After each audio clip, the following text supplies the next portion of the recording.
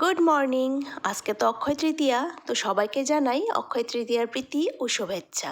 আর তোমাদের সবার জীবন ধন ও সমৃদ্ধিতে ভরে উঠুক সেটাই কামনা করি। যেহেতু আজকে অক্ষয় তৃতীয়া, তাই সকাল সকাল পুজোর ঘরে চলে আসলাম পুজো দিতে। আর আজকেই নতুন বাড়িতে কিন্তু প্রথম ঠাকুরের পুজো দিচ্ছি। এতদিন কিন্তু পুজো দেওয়া হয়নি। কেন কি, এতদিন তো ঘরের চারিদিকে জিনিসপত্রের ভীষণ বিশৃঙ্খলা অবস্থা হয়ে রয়েছিল, যেহেতু নতুন বাড়িতে এসেছি।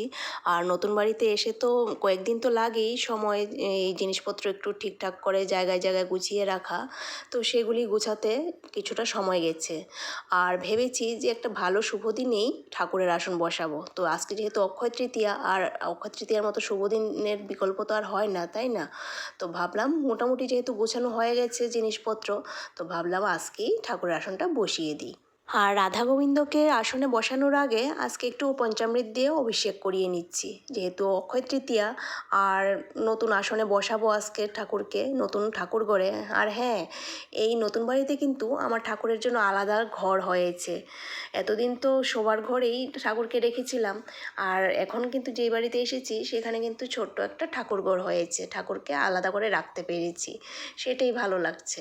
আজকে ভোরবেলা উঠেই পুজোর জন্য দুধ, দই, তারপরে লক্ষ্মীর ঘটের জন্য আম পাতা, বেলপাতা, দূর্বা সব কিছুই তুলে নিয়ে এসেছি।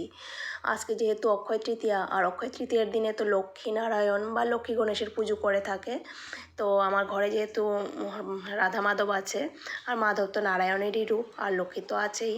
তো তার জন্য ভাবলাম যে আজকে একটু ঘট বসাই, লক্ষ্মীর ঘট বসাই। তো তার জন্য এই আয়োজন করলাম, করে পুজো করলাম। আর মিষ্টির জন্য ফল টল তো আনাই হয়েছিল, আর মিষ্টির জন্য ভেবেছিলাম একটু পায়েস করে দেব।